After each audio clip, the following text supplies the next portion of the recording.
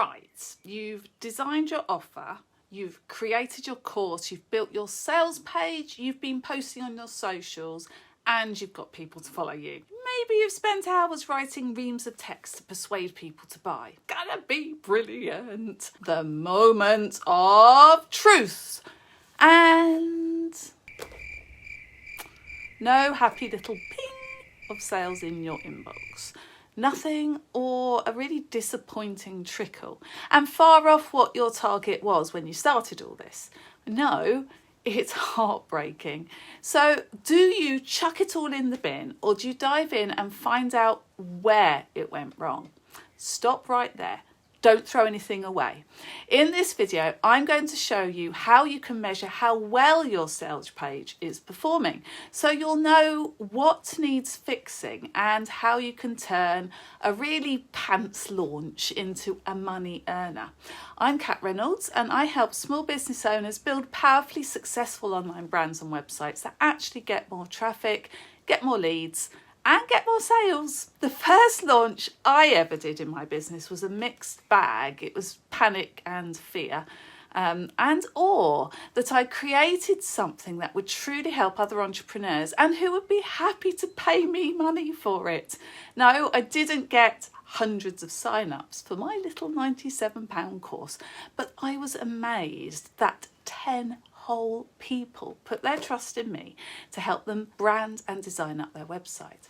My first online course was born and I was hooked, but I had to throw my offer out there with no real understanding of how it would sell and how I could repeat the process again and again, how to scale it up and really help more people. And as a result, it just never really grew. So I started with a simple web page, a buy now button, a few pics, and a mentor who was really happy to share with her audience.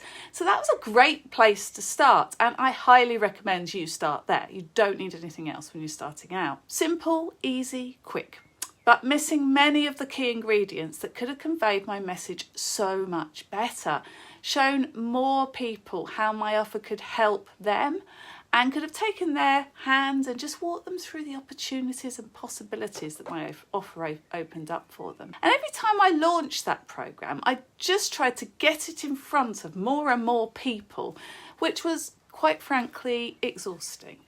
Can you spot the massive mistake I was making there? If you could choose right now, would you rather spend more hours growing an ever bigger audience in the hope they connect and start following you, start engaging with you, perhaps buying from you? Or would you rather help the crowd you already have around you, the audience that have already connected, followed, engaged, and maybe even bought from you before? The latter, right? So how can you convert more of those already invested in you peeps into buying your offer? Answer? We need to look at your sales page. We need to understand the number it's converting at now and what you need to transform it into a high converting sales page. So if this is where you grimace over having to figure out the numbers, don't worry, I've got you. It's not difficult. If you're on a platform like Kajabi, on Simplero or Thinkific, I can never say that one. You'll have those conversion stats when you look at your marketing dashboard. But if you're on a WordPress site or another sort of website, then you can find this out by going into your Google Analytics page report. If we hop on over to Google Analytics and down to what pages do your users visit, I'm going to be looking at Sales Page Workshop, but the page views here aren't over the whole launch period. So let's find out that number. So if I go to Pages Report, and you can see you've got the date up here. So I'm going to change the date to the whole launch. Click Apply. Okay, so this is all over that period. And I'm going to look at Sales Page Workshop, but because I have some posts on Facebook, Facebook actually adds a separate ID to this URL. So I need to search all the instances of Sales Page Workshop in the search box. And you can see this is what Facebook does here. So now it's counting everything. Now the figure we don't want page views, because this is if somebody refreshes the page once they get there, it counts it again. We want a better idea of the number of individuals who've clicked on it. So we're going to go for this 65 over here. And that's how many people have visited your sales page. Then find out how many sales you made. And then divide the number of sales by the number of sales page visitors and then times by 100. Hooray! This is your percentage conversion rate for your sales page. This is the percentage of people who engage with your sales page and bought from you. Improve this figure and you aren't relying on pumping more and more people into your funnel. But what's a good conversion rate? It really depends on whether you are selling to people who know you, warm leads, or ones you don't, cold leads. But a good standard is over 2.5% at the very least.